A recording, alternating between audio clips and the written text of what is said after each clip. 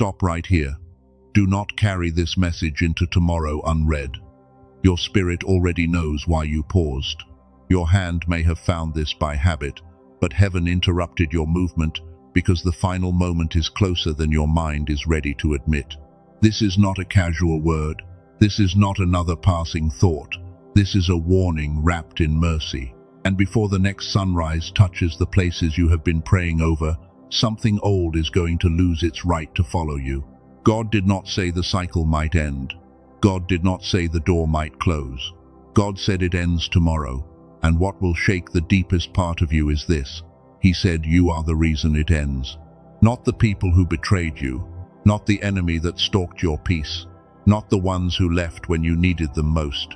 You. Heaven pointed at your endurance, your silence, your obedience, and your refusal to become bitter, and called it the final evidence. Stay with this. Let your spirit become still. There is a reason your chest feels tight when you hear the word tomorrow. It is not fear alone. It is recognition. Something inside you knows that a long spiritual case is about to be closed. You have felt it for days, maybe longer. Your sleep has been strange. Your body has been tired in a way rest could not fix. Your thoughts have moved between stillness and pressure, as if one part of you knows peace is coming while another part is bracing for impact. You tried to explain it away. You told yourself you were only overwhelmed. You told yourself it was stress, exhaustion, or the weight of too many unfinished things. But deep down, you knew this was different because it was not only in your mind. It was in the room when you woke up. It was in the silence after certain conversations. It was in the strange way some names no longer pulled the same reaction out of you. It was in your refusal to answer what once controlled you. Chosen one, that is not emptiness. That is withdrawal. Your spirit has been pulling its agreement away from a cycle that could only continue while some part of you still fed it.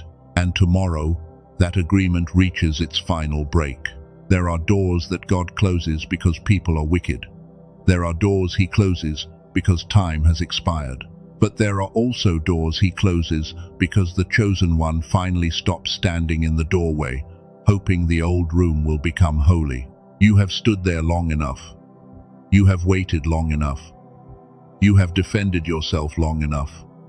You have asked why long enough. And heaven is not asking you to prove one more time that you are loyal to people who kept benefiting from your wounds. This is why the pressure increased. The enemy did not attack you this hard because you were failing. It attacked you because your silence started starving it. It attacked you because your peace became evidence that the old manipulation had lost its grip. You thought the heaviness meant you were weak. No, the heaviness came because you were carrying the last weight of a dying season. And dying seasons always make noise before they lose access, because they are desperate to make you react one last time. Do you understand that? One last reaction, one last message, one last explanation, one last apology for something you did not destroy. One last attempt to make you feel guilty for choosing the peace God already gave you permission to protect. That is why this message had to reach you before tomorrow. Not to make you afraid, not to make you panic, but to tell you that the final test is not whether you can survive more pain. The final test is whether you can refuse to re-enter what God is ending. You have been trained to feel responsible for every room. You have been trained to sense every shift in emotion. You have been trained to fix tension before anyone else names it. And because your spirit is sensitive, people learned how to make their chaos feel like your assignment. But it was never all yours. Their anger was not always yours. Their disappointment was not always yours. Their brokenness was not always your altar. You were called to love, but you were never called to bleed forever so others could avoid surrender. This is one of the deepest wounds of the chosen one. You can feel when someone is falling apart. You can feel when energy changes. You can feel what people do not say. And because you can feel it, you often assume heaven is asking you to carry it. But discernment is not always an assignment. Sometimes discernment is protection. Sometimes God lets you sense a shift so you can step back before the trap closes. Sometimes he lets your spirit tremble, so your feet will not walk into a room your soul has outgrown. That is what has been happening. You have been sensing the end before you had language for it. You have been feeling a separation before the separation became visible. You have been grieving something before it officially left, because your spirit knew the contract was already breaking. Maybe you noticed that certain conversations became unbearable. Not because you hate anyone, not because your heart became cold, but because your spirit could no longer breathe inside the same old pattern of explaining, shrinking, forgiving too quickly, and pretending the wound was not open. Maybe you noticed that your body started rejecting what your mouth was still trying to accept. Your stomach tightened, your shoulders rose, your sleep broke, your energy dropped after speaking to certain people, and the old excuse no longer felt believable. That was not weakness. That was your body telling the truth before your mind had courage to admit it. The vessel knew before the ego knew. The temple knew before the personality knew. Heaven was already training your whole being to come out of agreement. And this is where many chosen ones misunderstand the final moment. They think the end will look loud. They think God will send fire from the sky, expose everyone publicly, and make every person who hurt them confess the exact damage they caused. That quiet shift terrifies the enemy. It can manage your tears. It can manage your anger. It can even manage your prayers when those prayers are still tied to desperation. But it cannot manage a chosen one who becomes peaceful after the truth is revealed. This is why God said you are the reason it ends. Not because you are more powerful than Him, not because you control heaven, but because He waited for your agreement to shift, and when it did, the legal ground of the old season began to collapse. Heaven does not violate your will. God can send warnings, God can send dreams, God can send strangers, signs, scriptures, delays, closed doors, and sudden inner knowing. But at some point, you must stop shaking hands with what He already named finished. You did that. Maybe not perfectly, maybe not loudly, maybe not in a way anyone noticed, but somewhere inside you, a sentence changed. You stopped saying, "Maybe I should try again."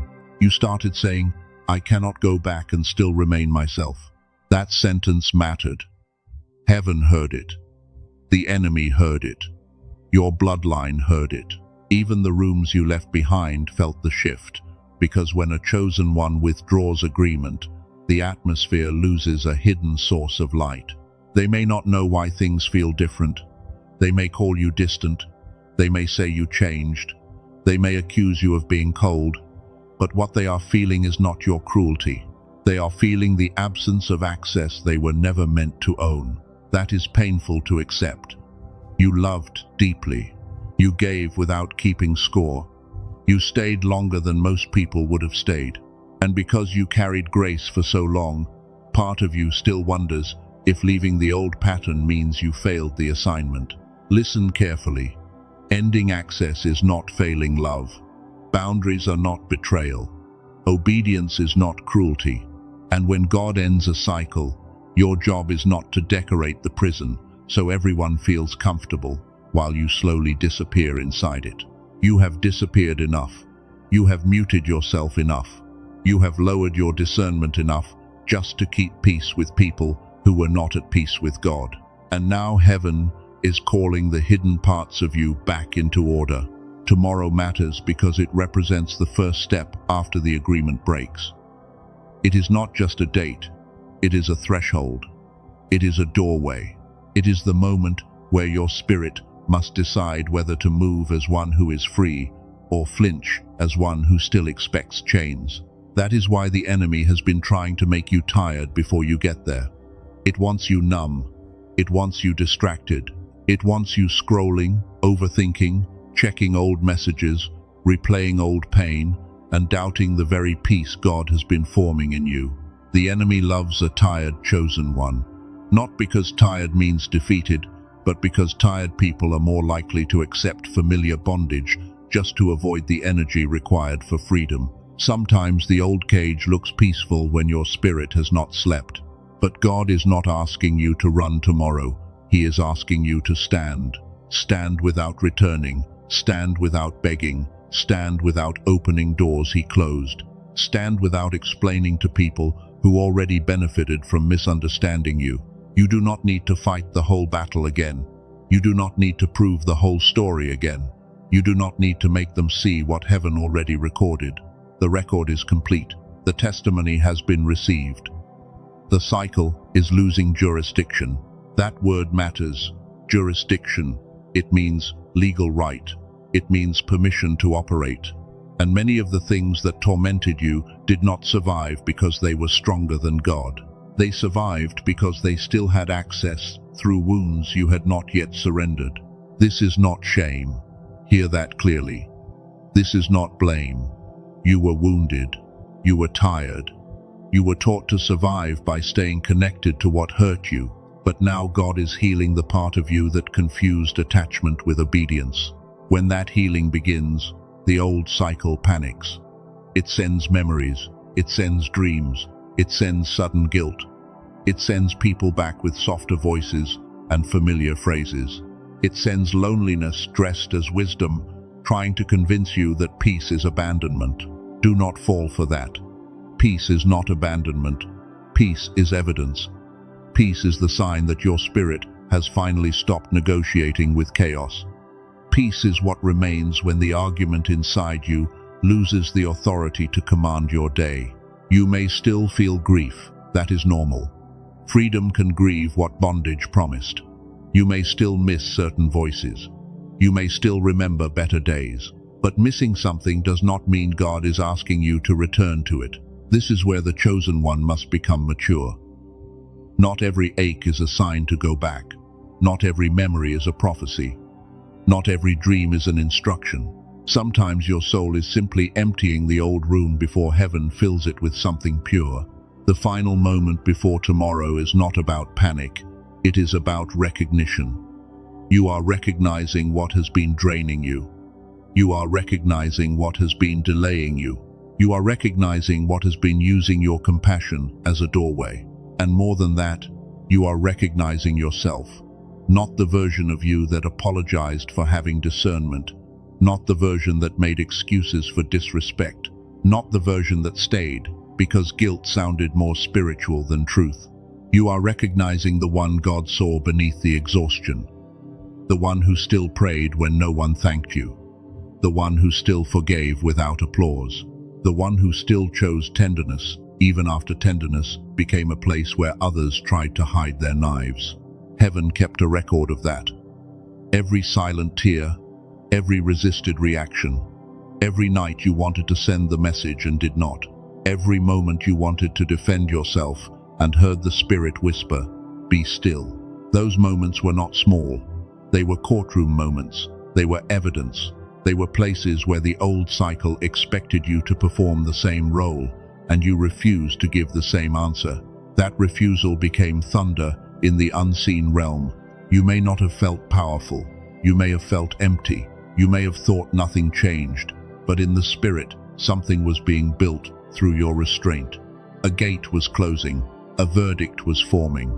A line was being drawn. The final moment is tomorrow, but preparation is happening now, right now, in the way you listen, in the way your spirit leans forward, in the way your body feels the seriousness of this word, even if your mind is still trying to stay logical. Logic has its place, but discernment hears what logic cannot measure. Discernment knows when a door has lost grace. Discernment knows when a friendship has become a drain. Discernment knows when a room still has your body, but no longer has your assignment. You have been living between two versions of yourself. One version still knows how to survive the old cycle. The other version has already started breathing the air of tomorrow, and the tension between them has been wearing you out. The old version knows how to explain. The new version knows how to obey. The old version knows how to chase closure. The new version knows how to become closure. The old version asks, "What if they misunderstand me?" The new version asks, "What if God already understood?" That is the shift. That is the evidence. That is why heaven could finally move the case toward conclusion. You stopped letting misunderstanding become your master. You stopped letting silence mean defeat. You stopped letting delay define destiny. Now listen, there is a reason the pressure got worse right before this message. The closer a cycle gets to death, the louder it imitates life. It starts moving, it starts talking, it starts pulling. It tries to look urgent because it knows its legal time is ending. That is why yesterday may have felt heavy. That is why this week may have felt strange. That is why small things irritated you more than usual. Your spirit was not becoming weaker. It was becoming less tolerant of what God no longer authorized. Do not confuse holy intolerance with pride.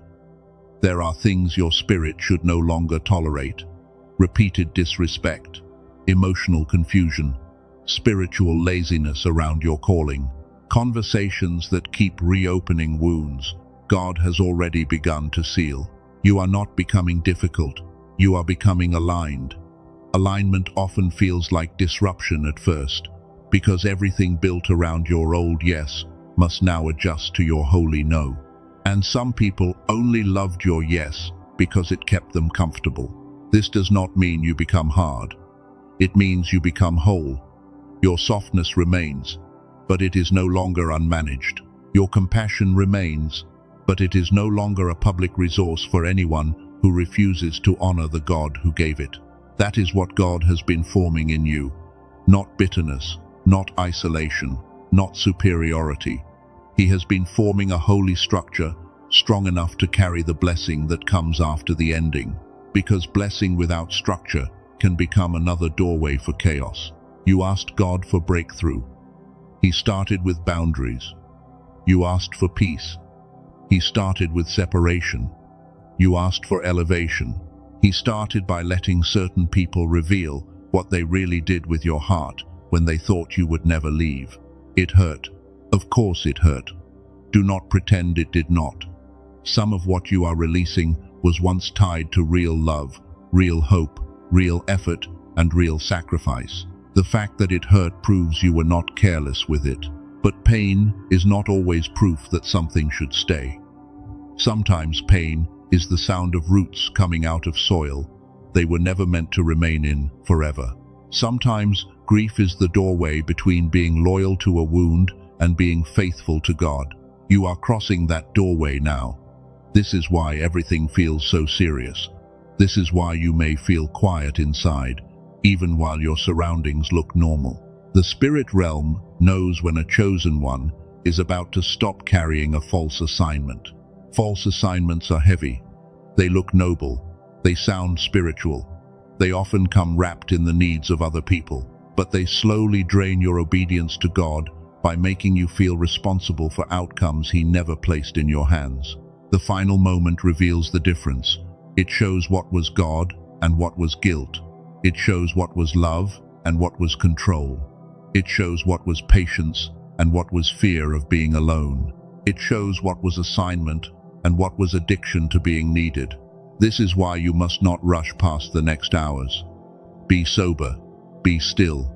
Watch what comes to your attention. Watch who tries to pull emotion from you. Watch what memory appears. Watch what fear tries to sit beside you before tomorrow comes. Do not answer everything. Do not react to everything. Do not interpret every pull as a command. Some things are only testing whether the old you is still available. And chosen one, the answer must be no. Not with hatred, not with drama, not with revenge. Just no. A clean no, a holy no. A no that does not need an audience, because it was already witnessed by God before any person had an opinion. That is power. Quiet power. Mature power. Kingdom power. The kind that does not announce itself, but changes the atmosphere. The kind that does not chase validation, because it has already been validated in secret. You have been waiting for God to tell you the battle is over. But part of the battle ends when you stop presenting yourself to the same battlefield. Part of the war ends when you stop reporting to the same fear. This is not escape. This is obedience. This is not avoidance. This is alignment. This is not you becoming selfish. This is you finally refusing to use your God-given light to keep warming places that keep choosing darkness. And if that sentence made something inside you tremble, stay present. That trembling is recognition. Your spirit knows this is the truth you have been circling for months. You did not need more proof. You needed permission to obey what God already showed you. Here it is. You have permission to stop negotiating with what repeatedly harmed your peace. You have permission to let tomorrow come without dragging yesterday by the hand. You have permission to let God be God and let people meet the consequences of what they chose. Now the question becomes simple. Can you let God finish what He has started? Can you enter tomorrow without reaching back for what He is closing? Can you trust that peace after chaos is not emptiness, but room? Room for your mind to clear, room for your spirit to breathe, room for your gifts to return, room for your discernment to sharpen, room for joy that does not need permission from people who profited from your confusion. This is where another layer begins, because this ending is not only around you, it is also within you. The noise you carried, the fog you pushed through, the tiredness in your decisions, the feeling that your original clarity had gone dormant, all of that matters. There is a reason your mind has felt heavy while your spirit has felt awake. There is a reason you can sense truth but still feel too tired to move on it. There is a reason your inner knowing has been real, yet your focus has felt scattered. Later, I will show you why Dr. Lake and the work around gamma reactivation matters for chosen ones who feel their original clarity was buried under years of pressure.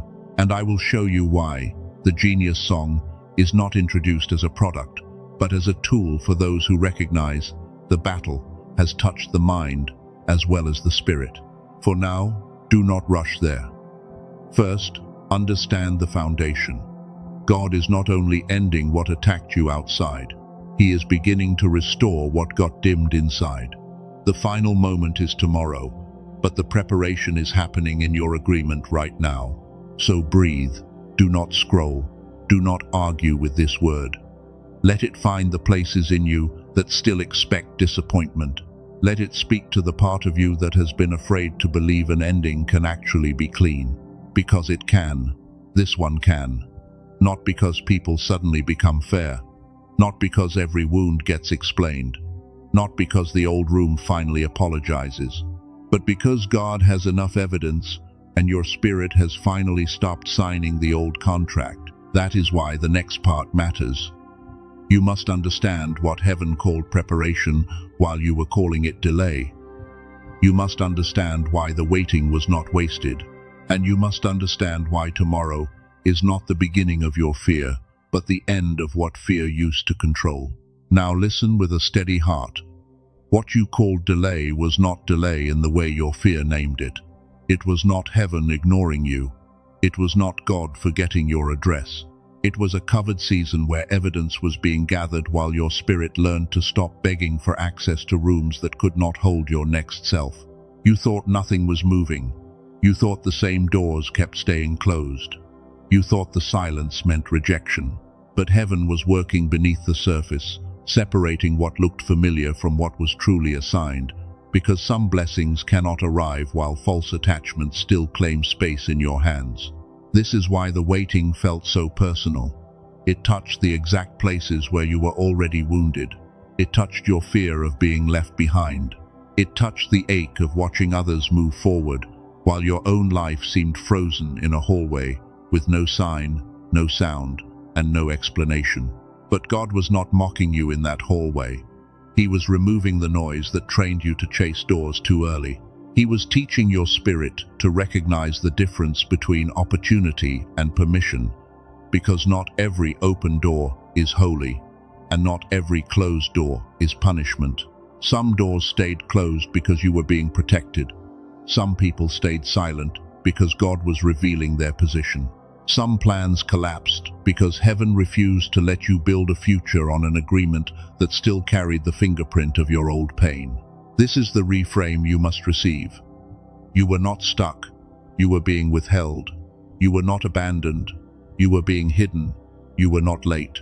You were being separated from every timeline that would have celebrated your gift while slowly consuming your peace.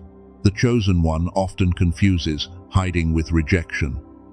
You carry so much fire inside you that when life slows down, you assume something must be wrong with you. You ask why your prayers feel unanswered while people with smaller hearts seem to advance without resistance. But heaven does not measure movement the way people do. People count applause. Heaven counts alignment. People count visibility. Heaven counts surrender. People count speed. Heaven counts whether your soul can survive the blessing without returning to the bondage that once gave you identity.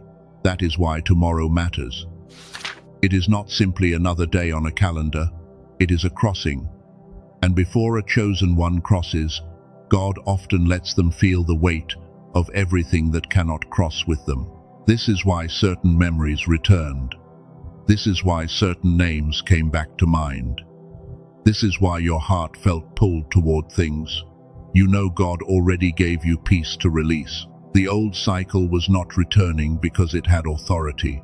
It was returning to test your agreement. Agreement is powerful. Agreement is not only what you say out loud. Agreement is what you keep entertaining in secret. Agreement is the message you almost send. Agreement is the guilt you keep feeding. Agreement is the fantasy that maybe the same pattern will finally treat you differently.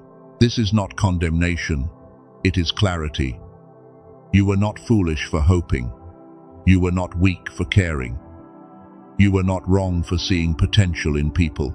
But chosen one, potential is not the same as repentance, and longing is not the same as instruction. God is not asking you to hate what hurt you. He is asking you to stop giving it spiritual custody over your future. He is asking you to stop letting old disappointment sit in the chair where discernment is supposed to speak. That chair belongs to truth, not nostalgia, not guilt, not fear of being alone, not the old version of you who believed peace had to be earned by making everyone else comfortable first.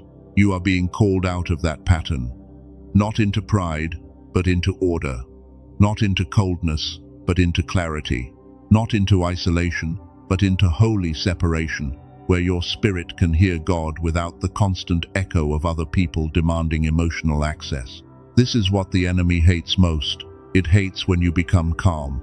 It hates when you stop auditioning for approval. It hates when your kindness no longer comes without gates, because the old system used your unguarded compassion as a pathway into your strength. For years, you may have believed love meant unlimited availability.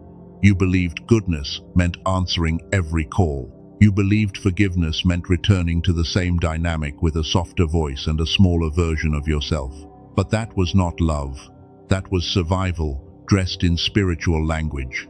Love can forgive without reopening the wound.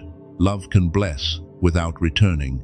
Love can release without explaining the entire process to people who were never willing to honor the pain they caused. There is a version of you that is dying now, not the real you, the trained you, the you who felt responsible for keeping peace at the cost of inner truth, the you who smiled while your spirit whispered, "This is not safe." Let that version die. Let it go without a funeral.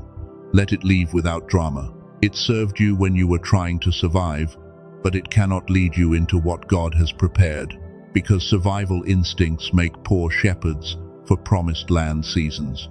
This is why the final moment feels tender. You are not only leaving people, you are leaving patterns, you are leaving explanations, you are leaving a way of being that made you lovable to wounded people, but invisible to your own soul. And that is not small. So if grief rises, do not panic. If tears come, let them. If your chest feels heavy, breathe through it. Sometimes the heart shakes when old chains fall away because it had learned to call the weight familiar. But familiar is not always safe. Familiar is not always God. Familiar can be the place where your nervous system learned to expect crumbs and call them provision. Familiar can be the room where your gift was tolerated only when it served someone else. God is ending that, not slowly, not vaguely, not someday in a distant future. He is bringing you to the threshold where your spirit must stop calling bondage a season of patience and start calling it what heaven has already named, expired. This is why he said you are the reason it ends. Because a cycle cannot keep using a person who no longer agrees to play the assigned role. The manipulator needs your reaction. The delay needs your doubt. The old identity needs your fear. When those things reach for you tomorrow, they must find no handle, no secret yes, no hidden apology, no private hope that maybe if you shrink again, the people who mishandled you will finally become careful with what God placed inside you. No, that chapter is closing, and you do not have to slam it shut with anger. You only have to stop holding it open with longing. You only have to stop confusing your ability to endure with an instruction to remain. Endurance has a purpose, but endurance is not always permanence. Some seasons train you, some seasons test you, some seasons reveal you, and some seasons must end because the test has produced the evidence heaven required. That evidence is in you now. It is in your refusal to curse them. It is in your ability to walk away without destroying their name. It is in your restraint when your flesh wanted to prove every detail. It is in your quiet obedience. You wanted a public vindication. God began with private separation. You wanted an apology. God began with inner peace. You wanted them to understand your heart. God began by teaching you that your heart is still holy even when it is misunderstood. Do you see the difference? Heaven is not always trying to make them see you. Sometimes heaven is trying to make you stop needing them to see you, because the need to be understood by the wrong people can become a chain around a prophetic life. You are not called to live chained to their perception. You are not called to keep editing your obedience so it looks less threatening. You are not called to make your healing convenient for those who preferred you wounded. That sentence must settle inside you. Your healing will inconvenience some people. Your peace will expose some rooms. Your silence will disturb those who used your explanations as proof that they still had influence over your emotions. Let them be disturbed.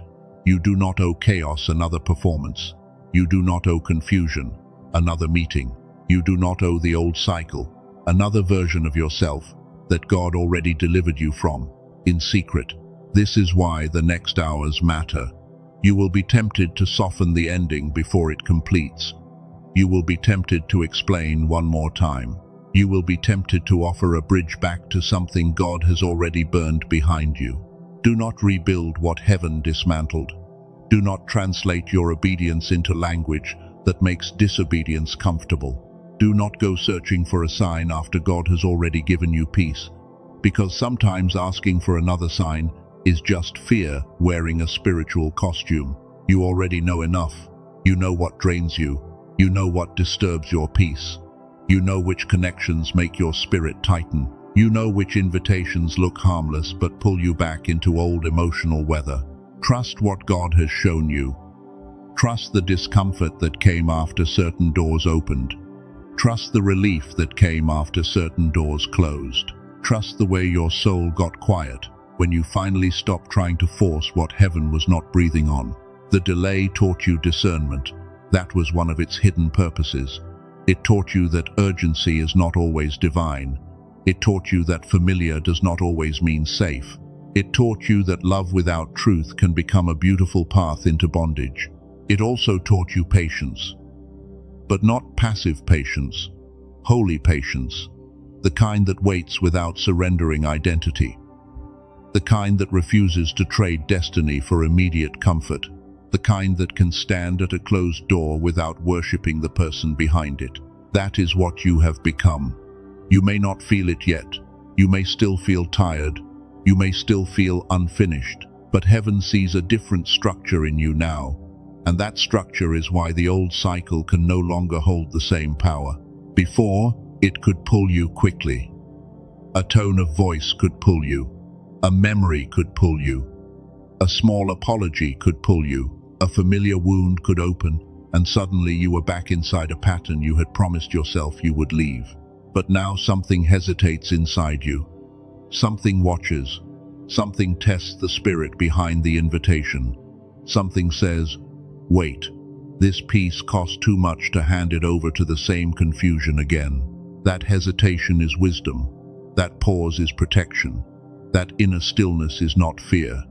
It is the watchman in you, finally standing at the gate. And the gatekeeper does not open. For every voice that knows your name, some voices know your name but not your assignment. Some people know your history but not your calling. Some rooms remember who you were, but have no reverence for who God is making you. This is why separation can feel lonely at first. The old rooms were familiar, even when they were unhealthy. The old patterns gave you something to manage. When God removes them, the silence can feel like loss before it feels like freedom. But that silence is sacred. Do not fill it too quickly. Do not run to a new distraction just because your hands are empty. Empty hands are not punishment. Empty hands are preparation for what could never be placed in fists, still gripping the past. God is making room. He is making room in your calendar, room in your mind, room in your nervous system, room in your spirit, room in your relationships, room in your capacity to receive without suspicion and rest without guilt. For a long time, you lived braced. Even in good moments, part of you waited for the next disturbance. Even when blessings came, your spirit scanned for danger, because the old cycle taught your body that peace never lasted. That teaching is being broken, slowly, deeply, completely. God is not only removing the people and patterns that hurt you, He is healing the expectation that says, every calm moment must be followed by chaos. Now understand the 3 signs of the closing cycle. The first sign is loss of appetite for the old drama. What once pulled hours of your attention now feels strangely empty. You may still notice it, but it no longer feeds the same fire inside you. That is grace. That is deliverance, beginning at the level of desire.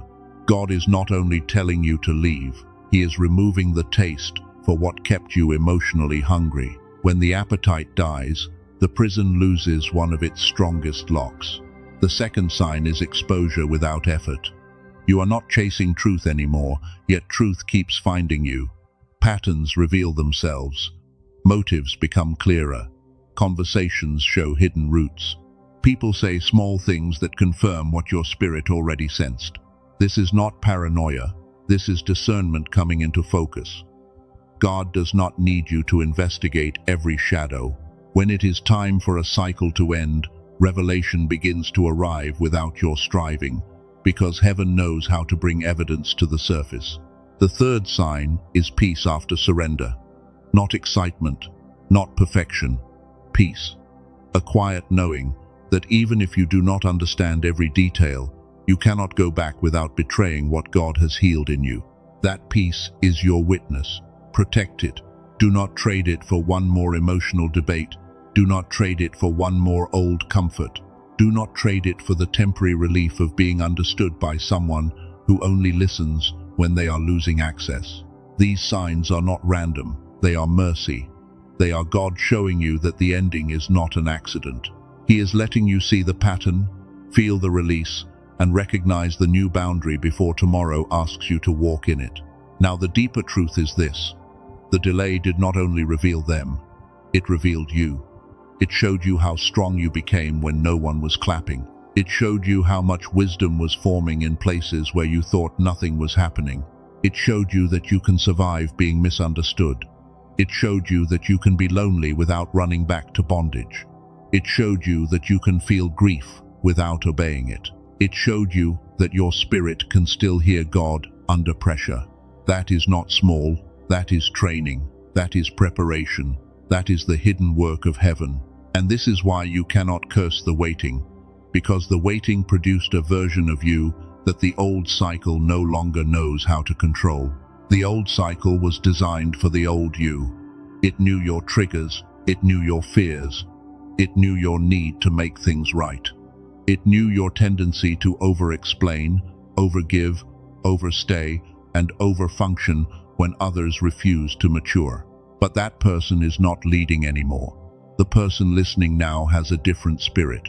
Still tender, still loving, still sensitive, but not as available for confusion. Not as willing to mistake pressure for purpose. That is why God can say it ends, because the version of you required to keep it alive is passing away. The old system cannot run without your old response. The old bondage cannot operate when your agreement has been withdrawn. Tomorrow is not the day you become free. Freedom has already begun. Tomorrow is the day you must stop acting like the chain is still around your neck. The sound you hear now is not the chain closing. It is the chain falling. You are crossing. Say that inside yourself. You are crossing. You are not circling anymore. You are not pleading anymore. You are not waiting for permission from what God has already judged as expired. This is a holy crossing, and holy crossings often look ordinary from the outside.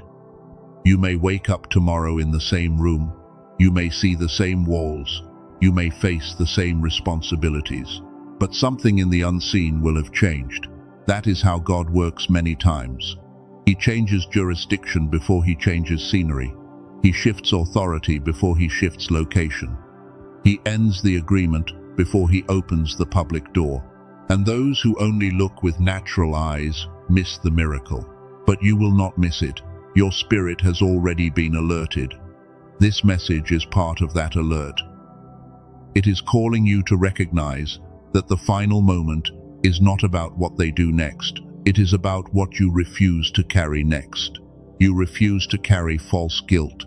You refuse to carry emotional debt that was never yours. You refuse to carry the burden of proving your innocence to people who kept benefiting from your confusion. You refuse to carry the old fear that if you choose peace, love will leave. You refuse to carry the lie that being chosen means being endlessly drained. You refuse to carry the belief that your calling requires you to remain accessible to dishonor. This refusal is worship, not rebellion. Worship, because you are agreeing with what God says about your life instead of what your trauma says you must tolerate. You are placing his verdict above your fear. That is the whole shift. Heaven calls it agreement. The enemy calls it dangerous. Your future calls it necessary. And the old cycle calls it betrayal, because every system that lived from your self-abandonment will interpret your healing as an attack. Let it. You are not responsible for how bondage feels about your freedom. You are responsible for obeying the God who kept speaking, even when your own fear tried to lower his voice. Now stay with me, because the next layer is where this becomes even deeper. Scripture has shown this pattern again and again. Every final moment has a preparation hidden before it. Every visible ending has an invisible courtroom before it. Joseph did not walk from the pit to the palace in one step. David did not move from the field to the throne without years of testing. Moses did not step before Pharaoh until the desert had burned something old out of him. And you are not different. The waiting was not empty. The isolation was not wasted. The silence was not proof that nothing was happening. It was the place where heaven was building the version of you that could survive the answer you prayed for. So do not despise what took long. Do not curse the season that trained your discernment. Do not call the wilderness useless when it is the reason you can now hear God without needing a crowd to confirm him. The delay was not a denial. It was a separation chamber. It separated impulse from instruction. It separated people from assignment. It separated guilt from love. It separated your old agreement from your true identity. And now the chamber is opening. The final moment is near. Not because you finally became perfect, but because you finally became honest. Honest about what drained you. Honest about what God said. Honest about what cannot come with you. This honesty is holy. Guard it. Do not let fear edit it. Do not let loneliness soften it into compromise. Do not let the old story convince you that one more return will bring a different ending. You have already seen enough. You have already learned enough. You have already given enough. Tomorrow is not asking for another sacrifice to the old cycle. Tomorrow is asking whether you will walk as one who believes the sacrifice has been accepted. And if you can receive that, the next part will open something even stronger. Because now we must look at the pattern heaven has always used with chosen vessels. Before God ends a cycle publicly, he first builds evidence privately. And chosen one, the evidence is all over your life. Chosen one, the evidence is all over your life. It is in the nights you kept praying when your mouth had no strength. It is in the mornings you rose while your spirit still felt bruised. It is in the restraint no one praised, because they never saw how much power it took not to return evil for evil. Heaven has always worked this way. Before God closes a cycle in public, he builds a witness in private. Before he announces a shift, he forms a vessel that can survive it. Before he removes the old authority from a season, he lets the chosen one become living proof that the old season has expired. This is why Scripture matters here. You are not the first one to stand at a final moment. You are not the first one to feel the pressure before the release. You are not the first one to wonder why God allowed a road to feel long when the promise sounded near. Look at Joseph. He had a dream before he had a palace. He had vision before he had evidence. He had a calling before he had the clothing, the room, or the recognition. And the people closest to him did not always celebrate what God placed inside him. Joseph did not lose his destiny in the pit. He did not lose it in the prison. He did not lose it when people forgot his name. The delay did not cancel him, because the hand of God was shaping him in places that looked like contradiction. That is why your contradiction did not destroy you. It trained you. It exposed who could not honor your oil. It separated your gift from your need for applause. It taught you to stand when the visible facts seemed to argue against the invisible word. Joseph had to learn that betrayal could not rewrite a promise. He had to learn that being unseen by people did not mean being unseen by God. He had to learn that a prison can still be a corridor when heaven is the one writing the appointment. You needed to learn that too. Not because God wanted you to suffer, not because pain is holy by itself, but because the promise on your life required a version of you that no longer collapses when people fail to recognize what God has already named. The final moment for Joseph did not look final at first. It looked like another ordinary day, another prison wall, another routine, another place where nothing seemed to move. Then suddenly, the same gift that was hidden became the key that opened the next room.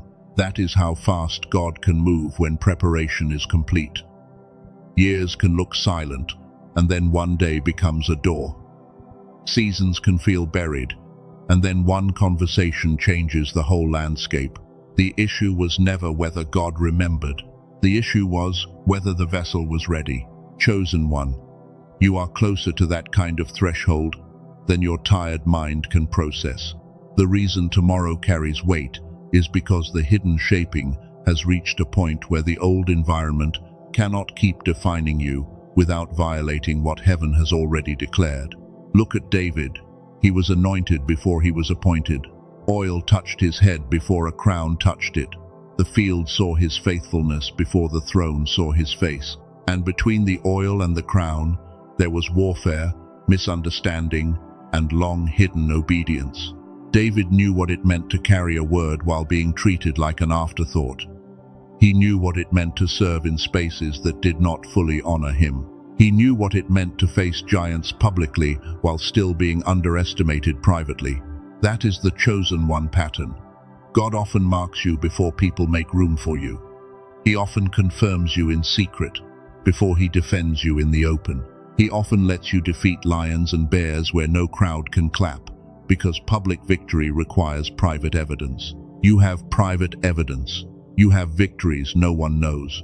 You have battles that never became stories because you survived them quietly. You have moments where you could have returned to old ways, but something holy held your hand back. David did not become king because he looked like the most obvious choice. He became king because God saw what others ignored. God saw the heart. God saw the courage. God saw the worship in hidden places. God saw the restraint, and that restraint matters. David had chances to destroy Saul. He had chances to prove himself. He had chances to force the promise. But he refused to become like the thing that was attacking him, and that refusal became evidence of his kingship. Do you see yourself there? You had chances to expose people. You had chances to answer with cruelty. You had chances to humiliate those who humiliated you. You had chances to become hard, cold, bitter, and justified. But you did not. Not fully. Not in the way the wound wanted. You may have cried. You may have shaken. You may have spoken from pain at times. But something inside you kept pulling you back toward mercy, even when mercy cost you sleep. That is not weakness. That is evidence. The old cycle wanted to produce bitterness in you. It wanted to make you proof that pain always corrupts the pure. But instead, your heart stayed alive, and that became a verdict in the unseen realm. Look at Moses. The desert looked like delay. 40 years can look like abandonment to natural eyes. But the desert was not wasted. It was removing Egypt from the man before the man could be sent back to confront Egypt with the authority of God. There are places God cannot send you until the old system is no longer inside you. There are doors He will not open until the old fear has lost its throne. There are assignments that require you to stop identifying with the chains you are called to break. Moses had to become empty of the old identity. He had to lose the noise of the palace. He had to learn wilderness language. He had to meet God in a burning place, because the assignment ahead of him could not be carried by a man still ruled by former approval. You have had your own desert, not always physical, sometimes emotional, sometimes relational, sometimes spiritual. A long place where people did not understand you, where the old comforts disappeared, and where you had to learn how to hear God without constant confirmation. That desert was not proof that you were forgotten. It was the place where the false voices became quieter. It was the place where your need for rescue became deeper than your need for recognition. It was the place where God burned away the identity that kept asking permission from bondage. Now the desert is speaking. It is saying, you are not the same one who entered. It is saying the thing that once intimidated you no longer owns your response. It is saying the cycle that once had language for your fear has no language for your obedience now. Look at Esther. She reached a moment where silence would have felt safer. She was in a position where speaking could cost her. Yet the final moment came, and her identity could no longer remain hidden behind comfort. Esther did not step forward because the situation was easy. She stepped forward because purpose became heavier than self-protection. She understood that her placement was not random. She was positioned for a moment that required courage beyond emotion. That is where you are. You have been positioned. You have been hidden. You have been preserved. You have been trained through pressure. And now something in your life is demanding that the real you stop hiding behind the old fear of what obedience might cost. For Esther, the final moment did not only affect her, it affected a people. Her courage became a turning point for others. Her yes became a reversal. Her obedience interrupted a decree that was written against the future of her people. Chosen one, your ending is not only about you. That is why the warfare has been so intense. The cycle ending in you may be connected to a pattern that ran through your family, your bloodline, your relationships, your finances, your confidence, and your ability to trust God. When you heal, something behind you trembles. When you obey, something before you opens. When you refuse the old agreement, something in the invisible record of your family line begins to shift, because one person can become the point where a pattern loses inheritance. This is why God keeps calling you cycle breaker. It is not a title for your pride. It is a responsibility with tears in it. It means you may be the first one to feel the pain clearly enough to stop passing it forward. It means you may be the one who stops calling chaos normal. You may be the one who stops calling emotional neglect love. You may be the one who stops calling overwork faithfulness. You may be the one who stops calling self-abandonment holiness. That is heavy, but it is also sacred. And heaven does not give that assignment to someone empty of grace.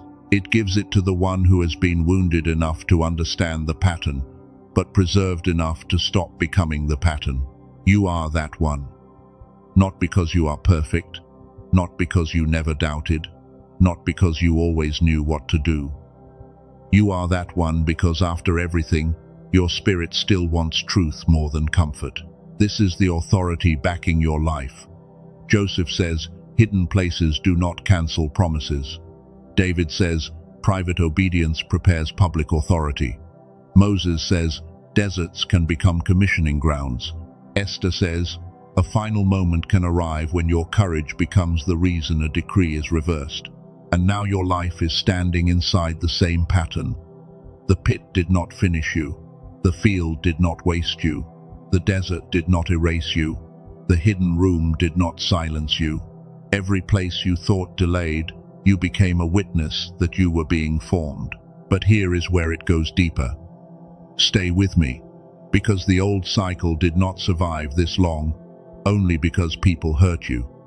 It survived because it learned which part of you to speak to. It knew how to speak to your guilt. It knew how to speak to your fear of being misunderstood. It knew how to speak to the child inside you who learned that love might disappear if you stopped performing. It knew how to use compassion as a leash. This is not to shame you. This is to wake you. The enemy often does not need new weapons when old wounds still answer quickly. It only needs a familiar sound, a familiar silence, a familiar accusation, a familiar need that makes you feel responsible again. That is why this final moment is not only about them being exposed. It is about you being freed from the part of you that kept responding to exposure as if it required another explanation. You do not owe the courtroom of wounded people another testimony. Heaven has your testimony. God knows your heart. God saw the whole record, the nights, the tears, the restraint, the times you chose not to retaliate, the times you blessed people who never learned how to honor what they received from you. Now comes the confrontation, not with them, with the agreement inside you. The agreement that says you must be endlessly available to prove you are loving. The agreement that says peace is selfish. The agreement that says if someone is disappointed, you must be wrong. That agreement is being broken right now. As this word reaches the places in you that still flinch, as your spirit remembers that obedience to God may disappoint people, but it will never betray your calling. The old cycle was not fed by your weakness.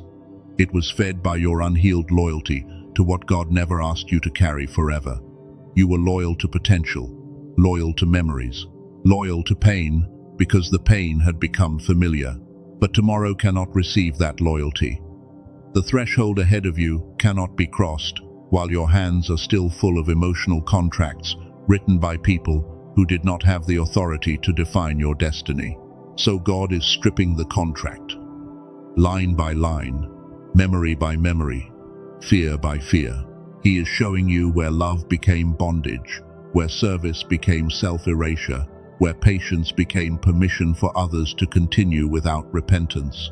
This is the hidden blocker, not your enemy alone, not the delay alone, not the lack of opportunity alone. The hidden blocker was the part of you that thought holiness meant staying tied to what God was actively ending. Receive that carefully. It is not an accusation, it is deliverance. Because the moment you can name the false agreement, you can withdraw from it. The moment you see the contract was never divine, you can stop honoring it like scripture. Some of you have been honoring fear as if it were wisdom. You have been honoring guilt as if it were conviction. You have been honoring exhaustion as if it were assignment.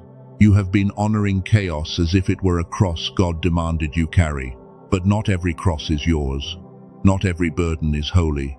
Not every pain is preparation. Some pain is a signal that you have remained in an unauthorized place after grace already lifted. There is a difference between suffering with purpose and suffering because you keep re-entering what God told you to leave. There is a difference between being tested and being trapped. There is a difference between waiting on God and waiting for someone to become who they keep refusing to become. That difference is being made clear now. The fog is lifting. The pattern is showing itself. The old voice is losing its costume. What once sounded like responsibility now sounds like bondage. What once felt like loyalty now feels like fear. This is the mercy of God. He does not only open doors, He changes your taste for cages.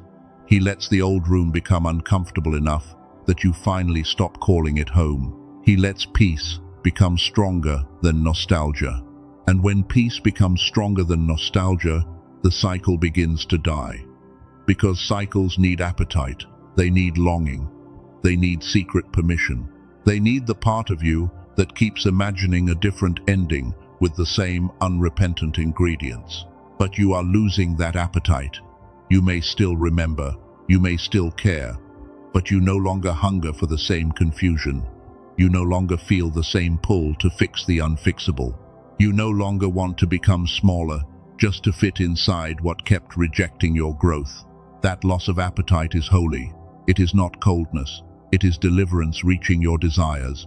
It is God changing what your spirit can tolerate. It is heaven removing sweetness from the thing that kept poisoning your peace. This is why tomorrow can be final. Because finality is not only when the door closes. Finality is when your desire no longer stands outside the door begging it to open again. Finality is when your peace becomes more precious than their approval. That is the climax of this whole word. God said you are the reason it ends, because the cycle could not end, while the old version of you was still negotiating with it.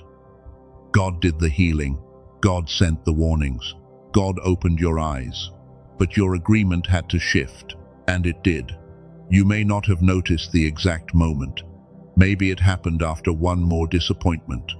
Maybe it happened in silence after another apology without change. Maybe it happened when you realized your body felt safer away from what your heart was still defending. But it happened. Something in you stopped kneeling to the same fear. Something in you stopped asking chaos for permission to rest. Something in you stopped calling crumbs a blessing just because they came from a hand you loved. That is why the heavens moved. That is why this message found you. That is why the words feel heavy but familiar. They are not creating the shift. They are naming the shift that already began when your spirit said, "I cannot keep betraying myself to protect a pattern God has judged." This is the moment you must not romanticize the old cycle. Do not make an idol of who someone could have been. Do not make an idol of how it began. Do not make an idol of your investment, because time spent in a place is not always a reason to remain there. Sometimes it is evidence that you have learned enough. Sometimes the years are not a prison sentence. Sometimes they are a completed class. And when class is over, staying in the same room becomes disobedience dressed as humility. You are graduating from an old reaction. You are graduating from emotional overfunctioning. You are graduating from praying for God to change what He was using to change you.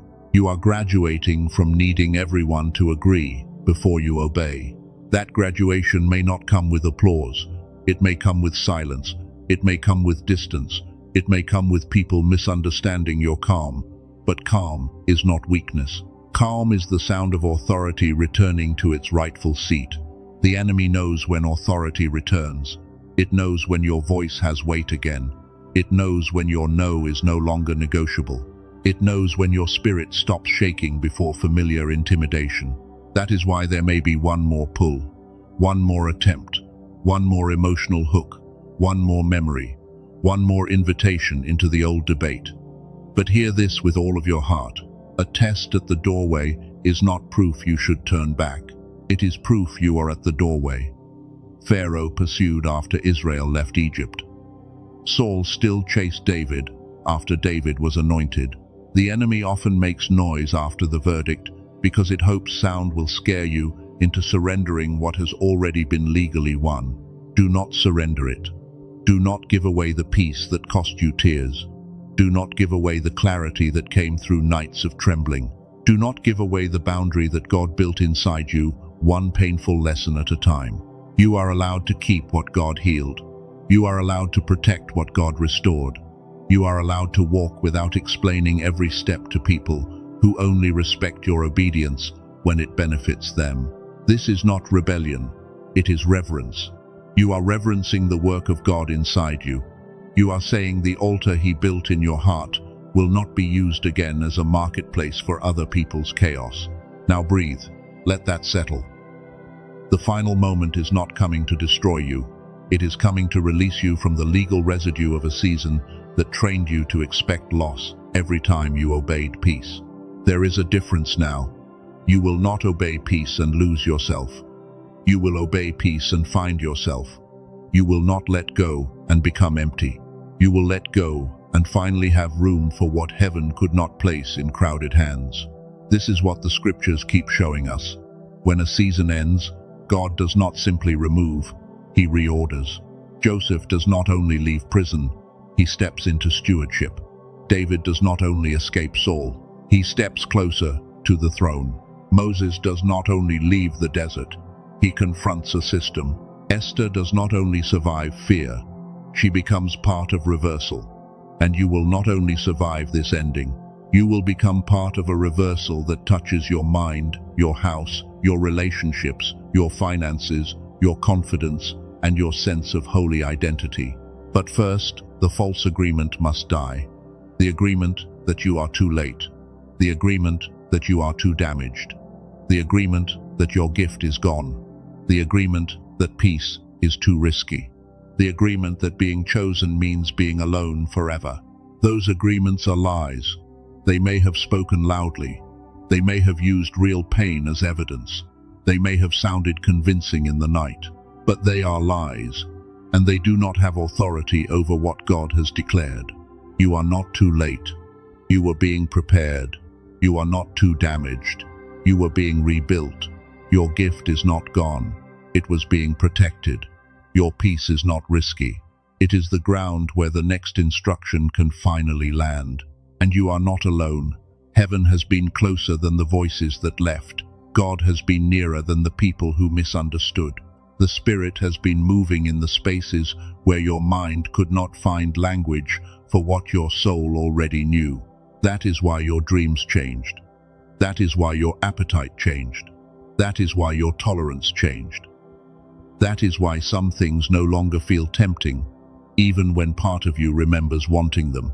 The inner agreement has shifted. When agreement shifts, authority shifts. When authority shifts, access shifts. When access shifts, cycles end.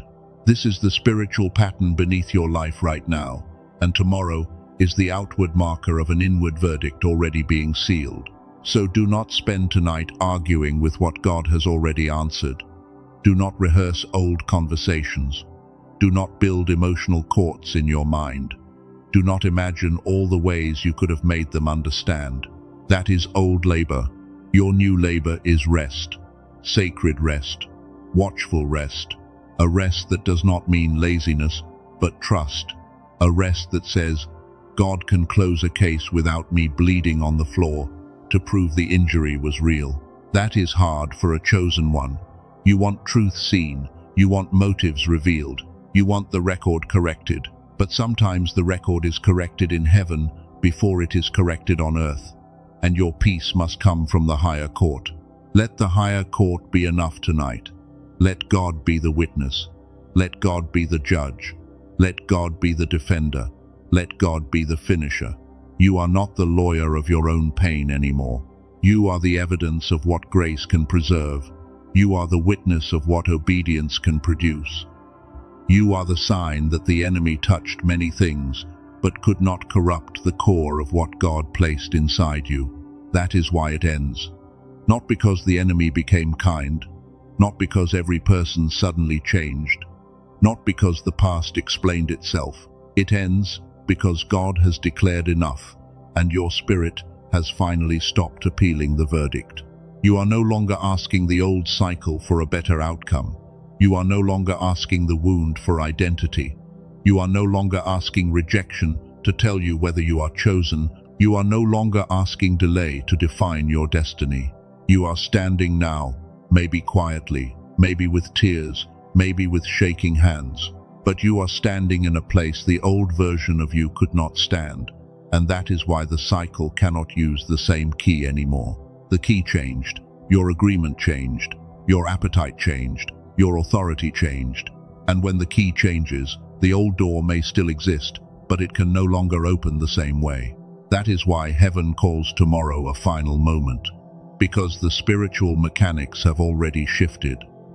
The old door may knock, the old memory may speak, the old fear may try to rise, but the access is not the same.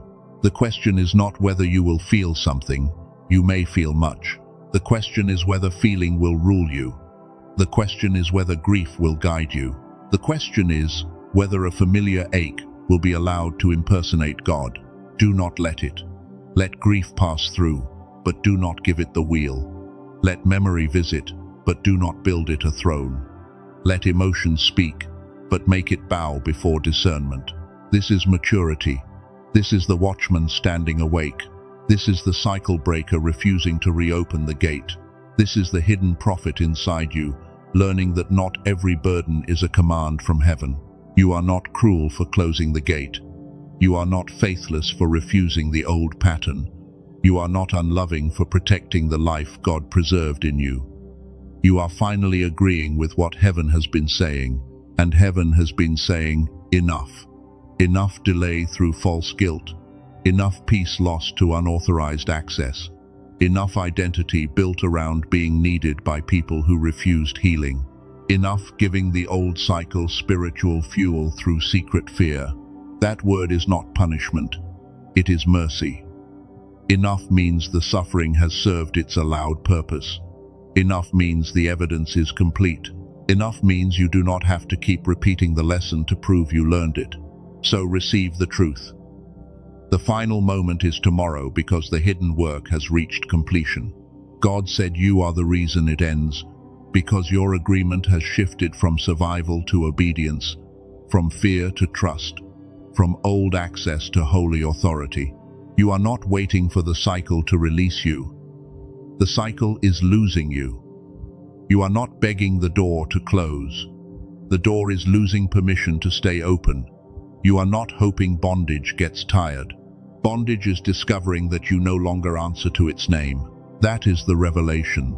That is the breaking point. That is the hidden verdict. And once you see it, you cannot unsee it. Once your spirit recognizes it, you cannot pretend the old pull has the same innocence. Now you know. You know why the waiting was not wasted. You know why the pressure increased. You know why certain people resurfaced. You know why old memories became loud. You know why your peace felt fragile right before it became firm.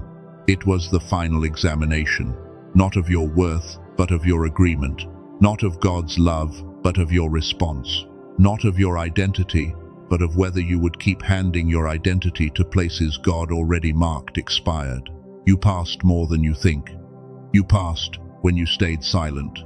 You passed when you did not return. You passed when you cried and still chose obedience. You passed when you let God defend what your flesh wanted to explain.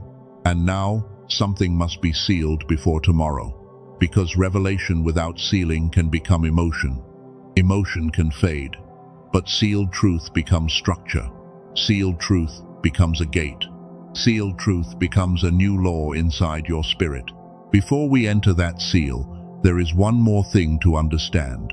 When a cycle ends, a space opens, and empty space must be guarded, because the old frequency will try to fill it before heaven finishes restoring the new one. That is why the next part matters. Once you understand what ended, you must understand what cannot follow you into tomorrow. The people may not follow. The pattern may not follow. But even deeper than that, the old mental fog, the old exhaustion, the old scattered focus, and the old inner noise cannot be allowed to lead the new season. Chosen one. What cannot follow you into tomorrow is not only a person. It is not only a pattern. It is not only a door God closed. There is a deeper layer. The old noise cannot follow. The fog cannot follow. The tired way your mind learned to survive cannot lead a season God is making new. Because a cycle does not only live around you, It can live in your attention. It can live in your inner rhythm. It can live in the way you wake up already braced, already expecting resistance, already preparing for disappointment before the day has even spoken. That is why freedom must go deeper than distance. You can leave the room and still carry the atmosphere. You can block the number and still rehearse the voice. You can walk away from the cycle and still think with the same exhaustion the cycle trained into you. God does not want that for you. He is not bringing you to tomorrow just so you can stand in a new doorway with the same old heaviness. He is not closing a spiritual case so your mind can keep living like the verdict has not changed. This is where many chosen ones lose the next season. They receive the revelation, they cry, they feel the truth, they say, "I am free." But the next morning, the mind reaches for the old weather because the spirit has moved faster than the inner pattern has been restored.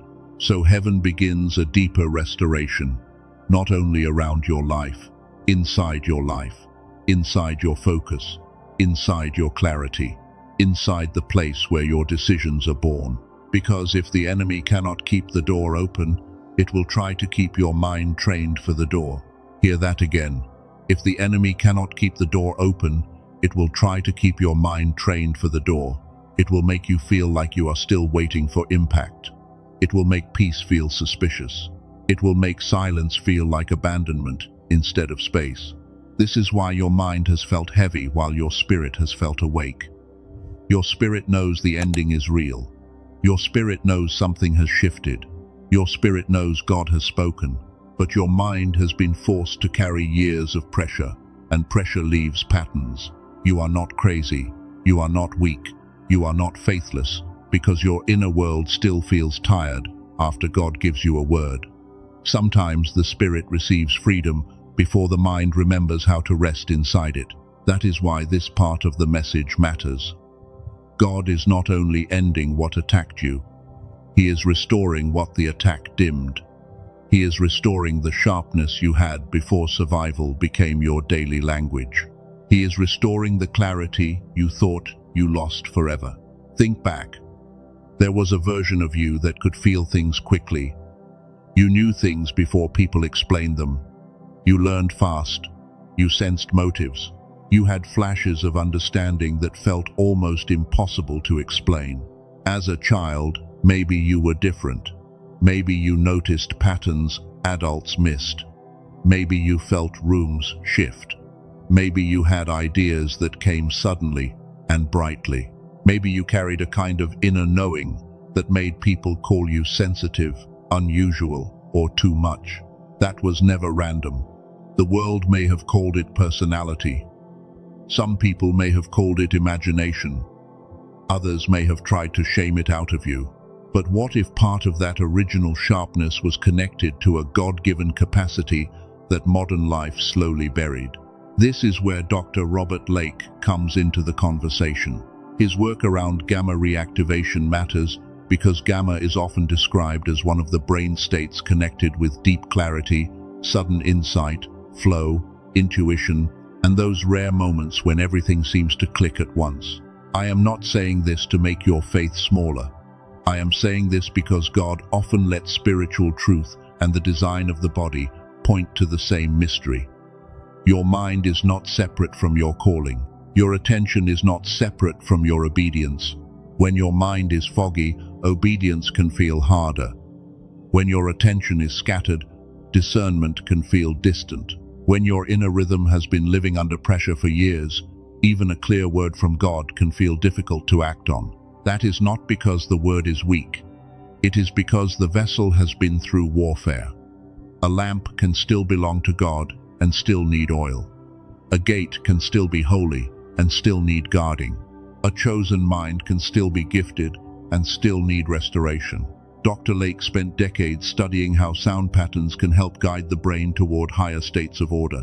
His work connects with what researchers at places like Massachusetts Institute of Technology, Princeton, Harvard, and other leading research universities have explored about brain rhythms, attention, and unusual states of performance. But listen carefully. This is not about worshipping science. This is not about replacing prayer. This is not about turning your calling into a laboratory.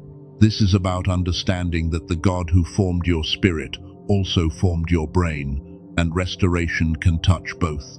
When the product file speaks of gamma, it frames it as a God-given brainwave that many people had more freely when they were young. Children learn quickly, they imagine easily, they make connections fast. They often live closer to wonder before the pressure of the world begins to close in. Then life happens. School systems reward repetition more than revelation. Stress trains the mind into survival. Disappointment makes the heart guard itself. Noise fills every empty space. And slowly, the sharp inner light that once felt natural begins to feel far away. Chosen one, that distance has grieved you. You may not have called it gamma. You may have called it losing yourself. You may have called it brain fog. You may have called it spiritual tiredness. You may have said, "I used to be different, and I do not know where that version went." That sentence matters. I used to be different. Many chosen ones carry that ache. They remember having a brighter mind, a quicker intuition, a stronger sense of possibility. Then, years of pressure made them feel like they were living at a lower level than the person God originally shaped. This is why the Genius song matters in this message. Not as a magic trick, not as a replacement for God, not as some loud promise that forces you to believe, but as a simple 7-minute audio tool designed to help the brain re-enter a state connected with clarity, intuition, and flow. It is digital. You listen with headphones. You do not need to chant. You do not need to wake up at 4 in the morning. You do not need to force yourself into deep meditation while your mind is already exhausted. You sit, you listen, you let the sound do what it was designed to do. And for a chosen one who has been fighting both spiritual pressure and mental fog, that simplicity matters, because the next season should not begin with another burden added to your back. There is a woman in her 40s who worked as a teacher in Texas. For years, she poured into others. She helped students grow, helped families communicate, helped everyone around her keep moving. But inside, she felt like her own mind was running far below its true strength. She did not describe herself as lazy. She described herself as buried. That word matters. Buried. She knew there was still something in her, but it felt covered under years of responsibility, pressure, and quiet disappointment. After several weeks of listening to the Genius song, the change she described was not loud or dramatic. Ideas began returning. Decisions she had delayed for a long time became clear. It was not as if life handed her a new identity. It was as if something original started breathing again. That is the kind of restoration this message is pointing to. Not hype, not desperation. Restoration. The return of what pressure tried to bury. The return of mental light. The return of the inner yes that knows when God is opening a threshold. And there is another testimony that matters for the chosen one who feels skeptical. A woman in her late 40s used it for more than 2 weeks and almost thought nothing was happening. She nearly asked for a refund because she did not feel a dramatic lightning moment, but she kept listening a little longer. Then after about a month, she noticed the shift had been happening quietly. Her sleep was deeper. Her work decisions felt less stuck. A promotion choice she had avoided suddenly felt simple. The change had not shouted. It had settled. That is important. Some restorations arrive like thunder. Others arrive like morning light. You do not notice every beam at first, but one day you look around and realize the room is no longer dark. So do not hear this as pressure. Hear it as an option being placed at the threshold. If your spirit recognizes that the old cycle attacked your clarity, your focus, your confidence, and your ability to hear the next instruction, then you understand why a tool like this belongs in the conversation. Now let me be clear. Many people have tried meditation apps. Those can cost around $15 every month. Some have tried growth courses that cost $100 to $200. Some have considered retreats that can run from $400 to $800 before travel is even counted. Therapy can be around $150 for one session. Professional biofeedback clinics can cost around $300 for a visit. Some of those things may help certain people, but many of them do not specifically target gamma reactivation in a simple 7-minute format. That is what makes this different. Dr. Lake compressed the approach into a 7-minute digital audio track. The original value was $49, which is already far below the options many people try when they are desperate for clarity. But for viewers of this message, it has been made available for $39 one time.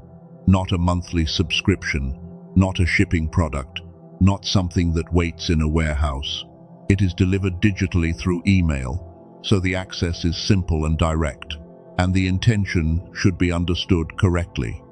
This is not framed as a cheap sale. It is framed as a path made reachable for people who have already been carrying too much, people who need a simple daily rhythm that can support restoration without demanding another complicated routine.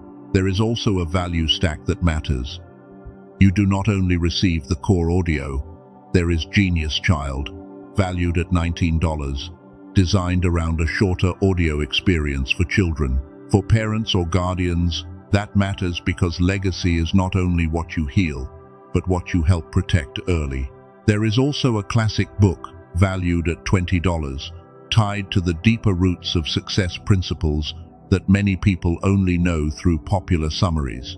It gives a more grounded way to think about prosperity, not just vague positive thinking. There is a guided visualization, valued at $29, built around the key areas of life where people often feel blocked: finances, love, health, and happiness. It gives the mind a path to walk, instead of leaving you alone with scattered imagination.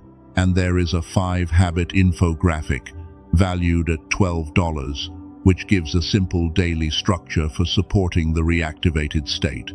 Something practical, something you can see, something that helps the shift become a rhythm instead of a moment. Together, those bonuses add up to $80 in value, and they are included with the $39 access. That is not the main reason to listen, but it does matter because clarity should not feel like another unreachable mountain. Now listen to the protection around this. There is a 90-day money-back guarantee. If you try it and decide it is not for you, the refund process is simple, and because the materials are digital, there is nothing for you to mail back. You also keep the bonuses, all 4 of them. That means the $80 in bonuses stay with you even if you ask for your money back. It is a way of honoring the time you invested, not trapping you inside pressure. So the risk is not being forced into something. The greater risk is stepping into tomorrow with the same old fog, when God is offering you a way to begin restoring the clarity the cycle tried to bury. I want to say this with care. You do not have to force yourself. You do not have to act from fear. You do not have to prove that you are chosen by clicking anything. Your identity is already held by God.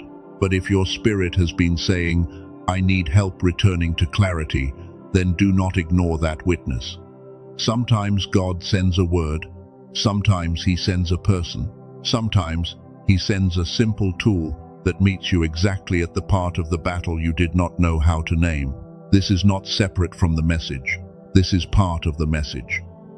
Because tomorrow is not only asking you to leave something behind. Tomorrow is asking you to arrive with a mind that is no longer trained by the old storm. The old storm trained you to overthink. It trained you to anticipate rejection. It trained you to doubt your discernment after you received it. It trained you to feel guilty for wanting peace.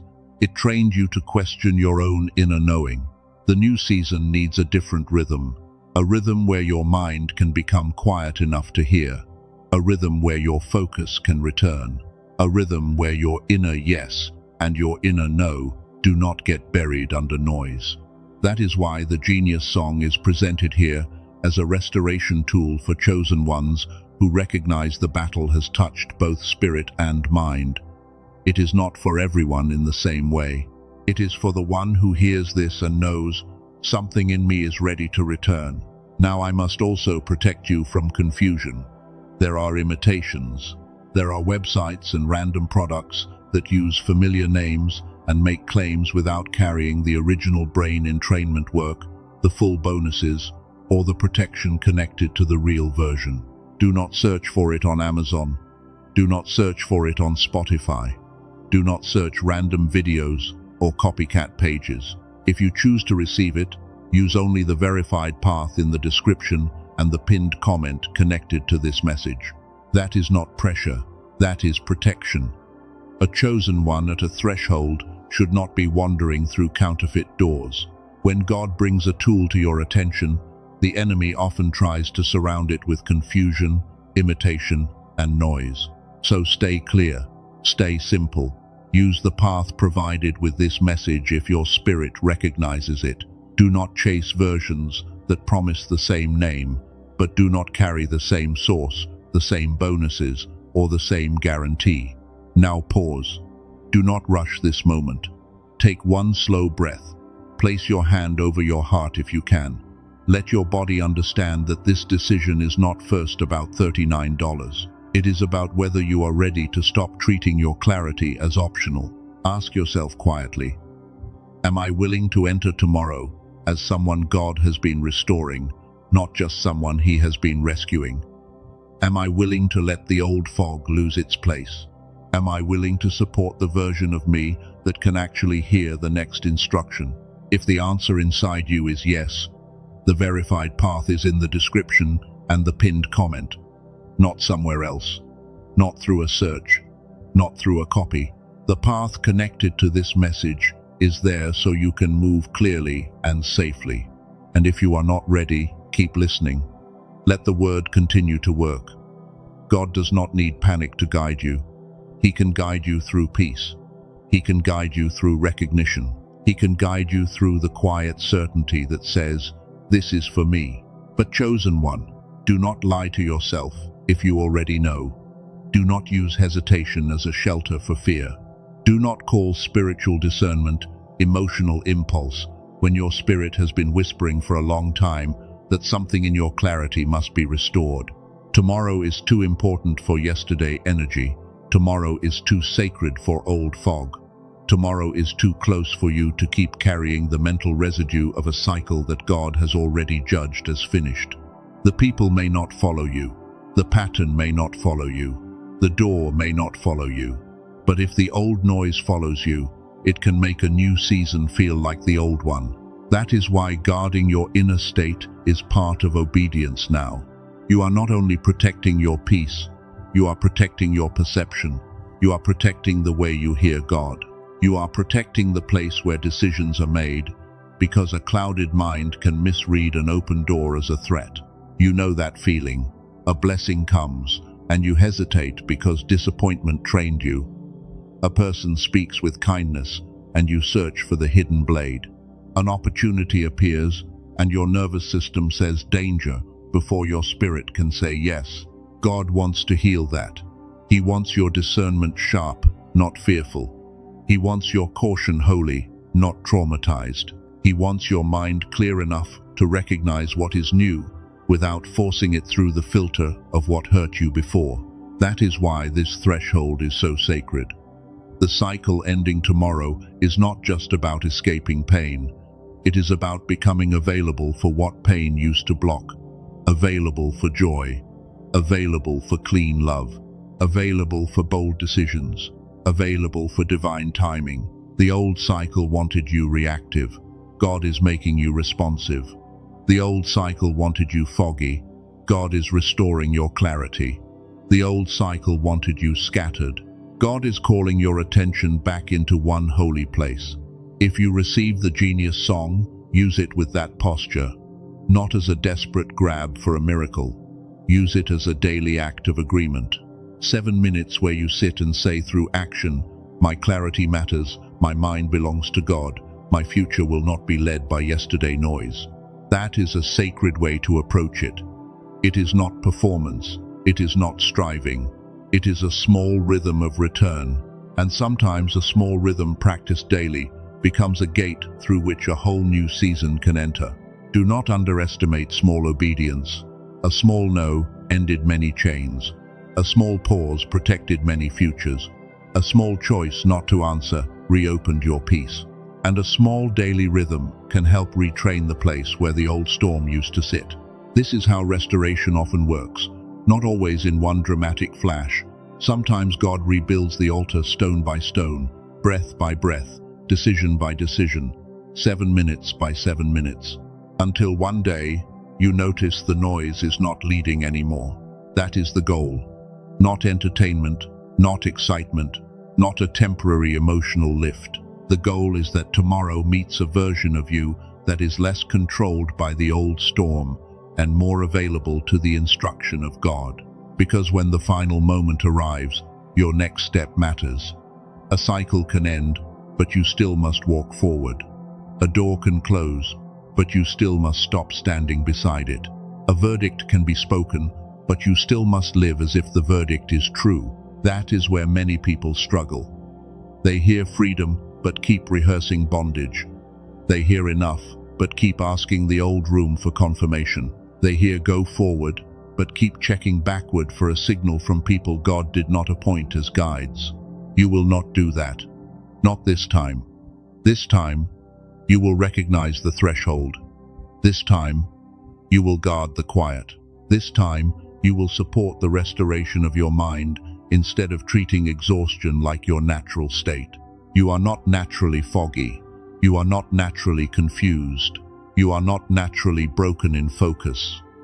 You were trained by pressure, grief, and spiritual warfare to live beneath your design. But training can be broken and restoration can begin. That is the hope here. The version of you that felt bright, intuitive, quick, and deeply connected is not gone. It may be buried, it may be tired, it may need support, but buried is not dead, and tired is not finished. God has been calling that part of you back. Through silence, through separation, through this message, through the strange knowing in your chest that says, tomorrow is not just another day. Through the ache that says, I cannot keep living under the same inner weight. So answer that honestly. Not out loud if you cannot, just inside. Are you willing to be restored deeper than your circumstances? Are you willing to let God touch the mental place where the old cycle wrote its rules? Because He is not only changing what surrounds you, He is changing what steers you. He is changing the inner voice that makes decisions. He is changing the expectation that makes peace feel unsafe. He is changing the rhythm that once called chaos normal. This is the mercy after the ending. God does not free you and leave you empty. He begins to fill the space with order. He begins to teach your nervous system a new song. He begins to let your mind remember what it feels like to be available for light. That is why this part had to come after the revelation. First, you had to know what ended. Now, you need to know what must be restored. First, you had to see the false agreement. Now, you need to support the true identity. Your true identity is not exhausted servant, not emotional rescuer, not invisible carrier, not the one who holds every room together while falling apart in silence. Your true identity is chosen, awake, discerning, guarded, restored, and available for the voice of God. Let that become structure. Let it become a gate. Let it become the way you enter tomorrow. Not as someone trying to earn freedom, but as someone learning how to live from the freedom God has already declared. And remember, the verified path for the Genius song is in the description and pinned comment if your spirit recognizes it. Use it with peace. Use it with discernment. Use it as one tool inside a larger obedience, not as a replacement for prayer, truth, or surrender. Now the selling moment is complete. The next thing is holy, because information alone does not seal a threshold. A product does not seal a threshold. Even revelation does not seal a threshold until your spirit agrees with heaven in a clear and spoken way. So prepare your heart. The final part is not another explanation. It is a seal. It is a declaration. It is the moment where your words stop circling pain and begin agreeing with freedom. Because what God has ended must be sealed in you. What heaven has spoken must become language in your mouth. What the old cycle lost must not be handed back through fear, guilt, memory, or mental noise. You are going to speak as one who is crossing. You are going to agree as one who is free. You are going to let tomorrow meet a version of you whose spirit does not beg the old season to bless an exit God already approved. Stay with this. Do not leave before the seal. The next words are not decoration, they are a line in the spirit. And when you speak them from the deepest place in you, the old agreement will know it no longer has your voice. Chosen one, stay here. Do not leave before the seal. You have heard the warning. You have seen the pattern. You have understood why the final moment is not coming to crush you, but to separate you from what God has already judged as finished. Now your spirit must agree. Revelation opened the door. Understanding brought you to the threshold, but agreement is what lets you step through. This is where the message stops being something you listen to and becomes something you carry. Take a slow breath. Let your shoulders drop. Let your hands become still. You do not need to fight right now. You do not need to explain right now. You do not need to prove anything to anyone right now. The old cycle has trained you to stay ready for conflict. It taught you to defend yourself before anyone even accused you. It taught you to prepare answers, soften truth, hide pain, and manage reactions that were never your responsibility. But now peace is calling you to another posture. Not passive, not weak, not careless. Peace with authority. Peace with a backbone. Peace that does not beg to be understood by rooms that only listened when they needed access. This is the seal. You are not asking the old season for permission to leave. You are not asking the old voices to agree with your freedom. You are not waiting for the enemy to sign a document before you believe God has spoken. God has spoken, heaven has witnessed, the record is complete, the evidence is full, and the chosen one who once carried the pattern silently is now standing as the reason that pattern loses its place in the future. Say this inside your spirit. It ends with me. Not because I am angry. Not because I am hard. Not because I stopped loving. It ends with me because I will not offer my agreement to what God has already ended. It ends with me. The confusion ends with me. The false guilt ends with me. The emotional debt ends with me. The habit of apologizing for discernment ends with me. The fear of being misunderstood ends with me. It ends with me. Not someday. Not after another explanation. Not after one more conversation that drains my spirit and gives nothing back. It ends because God has declared enough, and I agree with heaven. Chosen one, feel the weight of that. Your agreement matters. Your words matter. Your inner yes matters. Your inner no matters. You are not powerless before the patterns that trained your pain. You are not a servant of the old reaction. You are a witness. You are a gatekeeper. You are a cycle breaker. You are the one who can stand at the edge of tomorrow and say, "This sorrow came through me, but it will not continue through me." That is why you must not rush this. The seal is not noise. The seal is not a performance. The seal is a holy alignment between your mouth, your heart, your mind, and the God who has been leading you out, even when you did not know how to walk. Now speak this slowly if you can. I withdraw my agreement from every cycle God has ended. I withdraw my agreement from every fear that told me peace was unsafe. I withdraw my agreement from every voice that used my compassion as a chain. I withdraw my agreement from delay that was fed by doubt. I withdraw my agreement from guilt that was pretending to be love. I withdraw my agreement from the need to be chosen by people who could not recognize what God already chose. Let those words go deep. Do not just hear them. Let them move through the places that still tremble. Let them touch the part of you that still wonders whether obedience will cost too much. Obedience may cost comfort. It may cost old access. It may cost the approval of people who preferred the unhealed version of you. But obedience will never cost the part of you God is trying to restore. Now say this. I agree with the verdict of heaven. I agree that what God has closed does not need my hand to reopen it. I agree that tomorrow will not receive the version of me that kept feeding yesterday. I agree that my peace is not rebellion. I agree that my boundary is not betrayal. I agree that my silence is not defeat.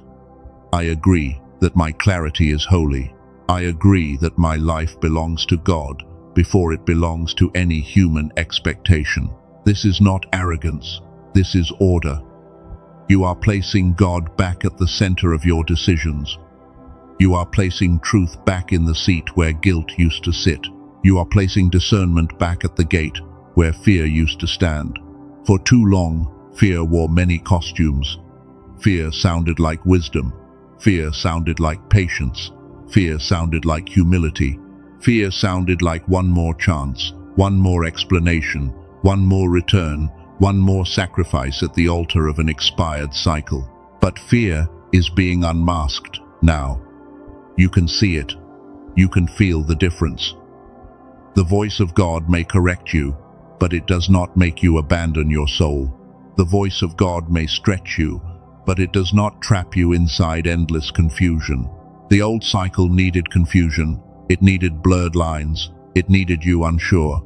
It needed you wondering if you were too sensitive, too difficult, too guarded, or too spiritual.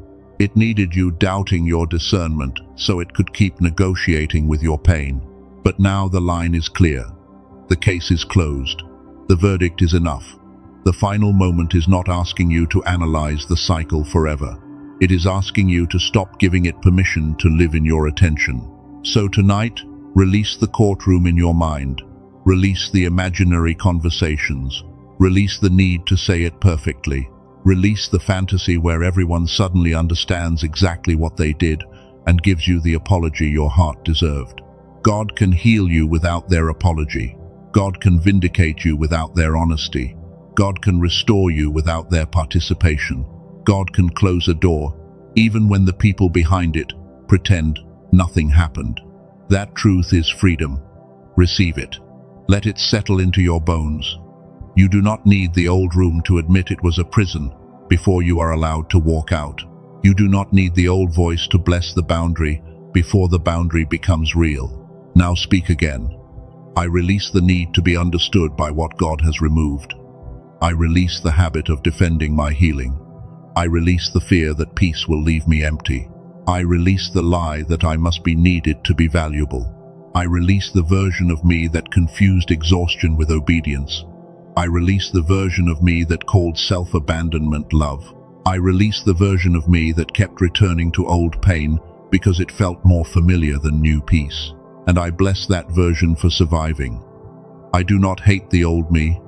I do not shame the old me. That version carried me through storms I did not know how to name, and now I let that version rest because God has brought me to a new threshold. That is important. Do not curse who you had to become to survive. Do not despise the version of you that overgave, overstayed, overexplained, and overfunctioned. That version was trying to protect you with the tools it had. But survival is no longer your throne. Fear is no longer your shepherd. Exhaustion is no longer your normal. The God who preserved you in the storm is now teaching you how to live after the storm without recreating it.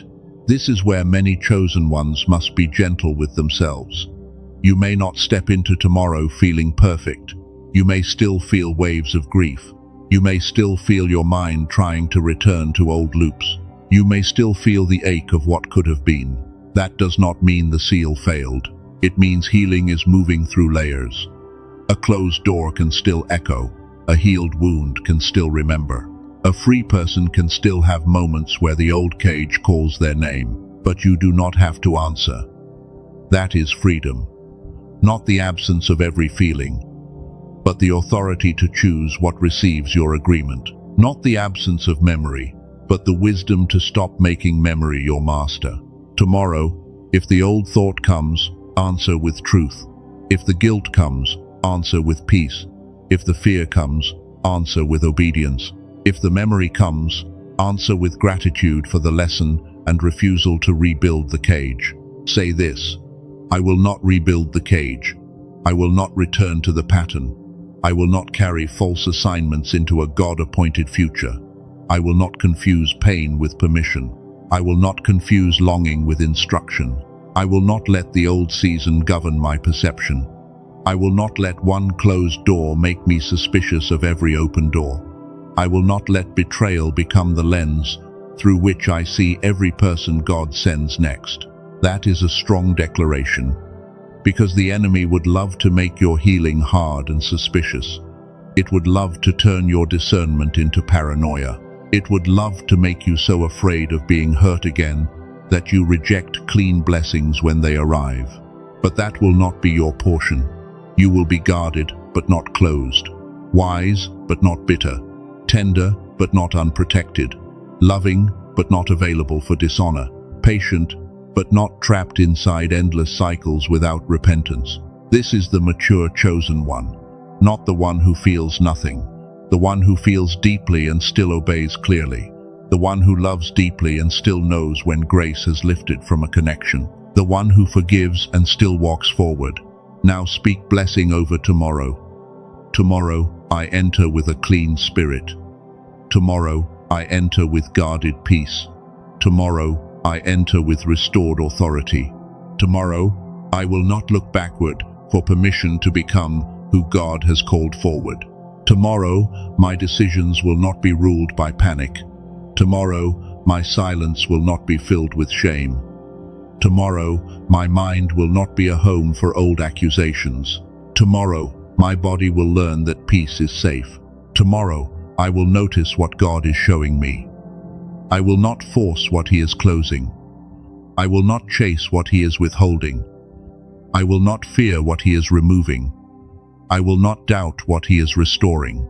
Let this declaration become a gate between who you were and who you are becoming, a gate between the old agreement and the new authority, a gate between the cycle that used your wounds and the future that honors your healing. Now, place your attention on your breath again.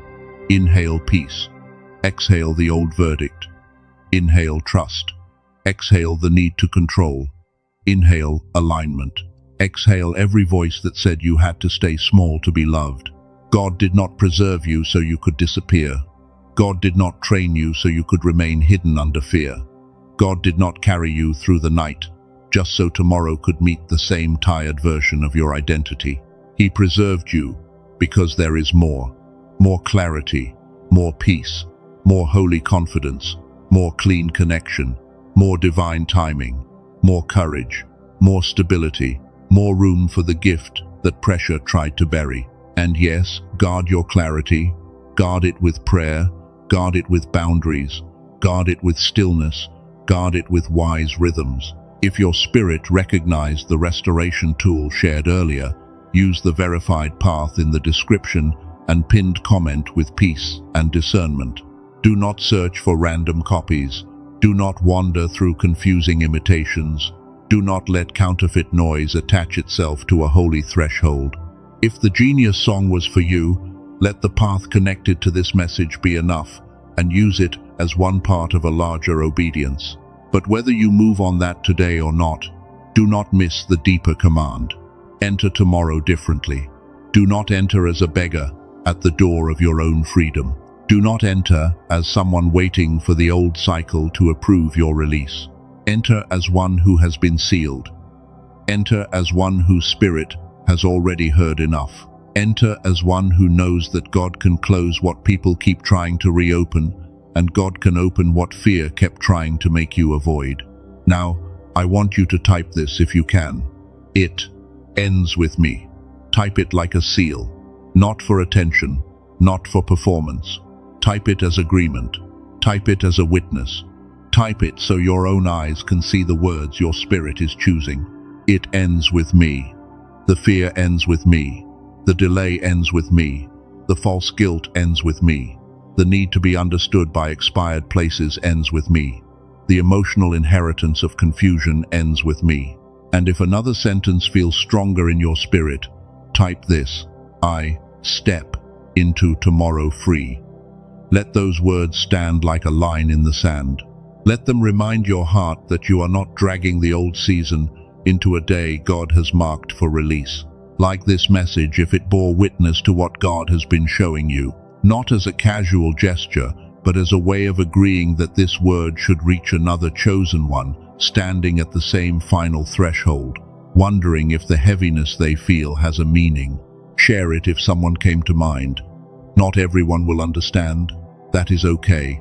Send it to the one whose spirit has been tired, whose mind has been foggy, whose heart has been asking God why the same pattern keeps circling back. And subscribe if you know heaven has been using these words to steady you. Do not let the next instruction pass while you are distracted. The same God who warned you before the final moment can speak again as you learn how to live after the ending. This is not the end of your story. It is the end of a pattern. It is the end of a false agreement. It is the end of a version of survival that kept you breathing but could not let you fully live. Your story continues, but it continues with a different authority. It continues with your spirit awake. It continues with your discernment honored. It continues with your peace protected. It continues with your mind being called back from the fog. Now let me speak over you. May every false burden lose its grip. May every unauthorized voice lose its volume. May every old accusation fall silent. May every counterfeit door become obvious before you waste another season knocking. May your sleep become guarded. May your breath become steady. May your decisions become clear. May your heart become soft without becoming exposed to dishonor. May your hands release what God has not asked you to carry. May tomorrow meet you with mercy. May the morning carry confirmation. May your body feel safe in peace. May your mind stop rehearsing chains. May your spirit recognize the sound of a door closing and not confuse it with abandonment. You are not abandoned. You are being released. You are not rejected. You are being redirected. You are not late. You are being aligned. You are not empty. You are being cleared for what could never enter while the old cycle occupied the room. Remember this when the night tries to speak. The enemy may whisper that nothing changed. The old fear may say this is only emotion. The old wound may ask for one more proof. But your spirit knows. Something has shifted. The shift may begin quietly. It may look like one less urge to answer, one less need to check, one less spiral, one less apology you do not owe, one more breath before reacting, one more moment of peace where panic used to sit. Do not despise the quiet signs. God often confirms freedom in small places first. A calmer morning, a clearer thought, a stronger no, a softer heart, a deeper sleep, a holy indifference toward what used to control your entire day. Those are not small. Those are signs of authority returning. Those are signs of the old system losing access. Those are signs that tomorrow is not just another page, but a different jurisdiction. You will still need to choose. Freedom must be practiced, peace must be guarded, clarity must be honored, boundaries must be maintained. But you will not be choosing alone, because the God who brought you to the threshold will walk with you beyond it. When you wake, do not rush into noise. Before messages, before scrolling, before checking who noticed you, before letting the world tell you who you are, let your spirit remember this seal. Say it again in the morning, it ends with me. Say it before the old thoughts gather. Say it before the day gets loud. Say it until your body starts to believe that the emergency is over and the verdict of heaven is safe to rest inside. Then move with quiet authority. Do the next right thing. Do not perform freedom. Live it. Do not announce every boundary. Keep it. Do not argue with every misunderstanding. Let God hold the record. This is how the cycle dies. Not through one loud moment only, but through repeated refusal to feed it. Through the sacred discipline of not returning. Through the holy courage to let peace feel unfamiliar until it becomes home. One day soon, you will look back and realize the thing that used to command your emotions can no longer reach the same place in you. You will notice the name does not pull the same pain. The memory does not open the same wound. You will notice you are not bracing as much. You are not explaining as much. You are not abandoning yourself as quickly. You are not confusing their silence with your worth. You are not waiting for a closed door to admit it was closed by God. That will be evidence. More evidence. Evidence that the seal took root. Evidence that the final moment was real. Evidence that you did not just hear a message, but crossed a line your old self could never cross. And when that happens, give God the glory. Not fear, not luck, not coincidence. God, the one who warned you, the one who held you, the one who preserved your heart when pain tried to make it stone. Give God the glory for the ending. Give God the glory for the clarity. Give God the glory for the restraint. Give God the glory for the no. Give God the glory for the version of you that is finally learning how to stay free. Now, before this message closes, receive this final declaration. The cycle has lost its authority. The false agreement has been withdrawn. The old access has been revoked. The final moment is not coming against you. It is coming to confirm what God has already completed in you. You are the reason it ends, because you stopped giving your voice to the lie. You stopped giving your attention to the accusation. You stopped giving your future to the fear. You stopped giving your gift to the rooms that only honored it when they could use it. You are the reason it ends because God formed endurance in you and then turned that endurance into evidence. You are the reason it ends because your spirit finally agreed with heaven more than it agreed with pain. You are the reason it ends because the cycle reached for the old you and could not find the same handle. It reached for your guilt and found discernment. It reached for your fear and found trust. It reached for your silence and found authority. That is why tomorrow matters. Tomorrow is not the day you prove you are chosen. You already are. Tomorrow is the day you practice what the chosen one does when God says the old season is over. You do not go back. You do not reopen. You do not negotiate.